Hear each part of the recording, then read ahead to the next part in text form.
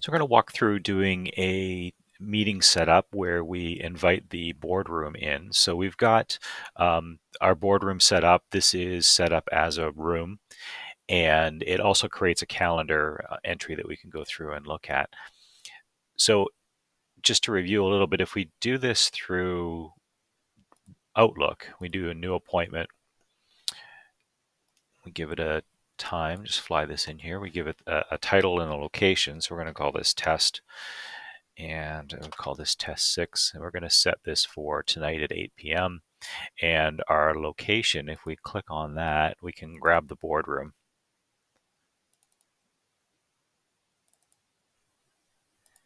and it adds it in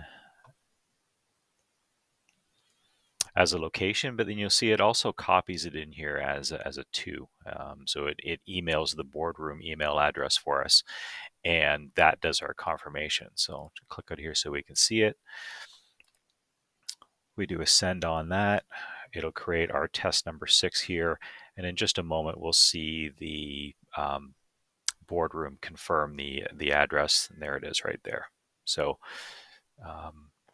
that's booked the boardroom for us for tonight at 8 p.m. And we also have a previous meeting here at 3 p.m. for it. So it works a little different once you go into Teams. I'm just going to fire that up here. So in Teams, I've gone to my calendar, and you can see the meeting for 3 p.m. and the new one we just created for 8 p.m.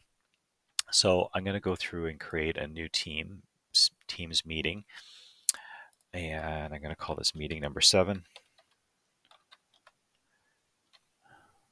Okay. Teams works a little differently in that it won't allow us to actually add that boardroom as the location. It doesn't know it as a location, but what it does know it as is an attendee. And it's not smart enough to do a search on here, so we can't just type in board.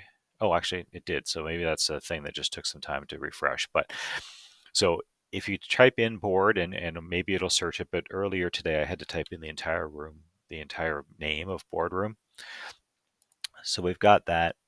You'll notice here that it says that it's free between, and it grabbed a time of 3:30 on my calendar. If I roll this back and try to book it at 3 p.m., it'll come up and it'll tell me that it's busy. Same as if I try to run this for 8 p.m. tonight. It knows that that utility is busy. It does come up and show some suggested times that would work, but I know for this entry that I can knock this back to 7 o'clock and I'll be okay. So our boardroom's free, and then also we can go through and we can invite anybody else we want to in on this meeting. So we can add Denise or John or Phil or any of the rest of the team here at GoTech. For what I need to do, though, I'm just going to invite the boardroom to my meeting, and that's really it. I have my other options of repeats, and if I want to tag it to a specific channel or anything like that to give it the agenda, I can do it. But for the purpose of what we're trying to do here, I'm just going to book it as just the boardroom and I'm going to do a send. Okay, that will come back, shows the meeting there. And if I jump back to Outlook just so I can see that calendar entry, just give that a moment, and the boardroom should come back and confirm the time here for us in a second. Okay, so it took a second, but it did come back, and the boardroom has now confirmed that our meeting number 7 for 7 p.m. tonight is ready to go.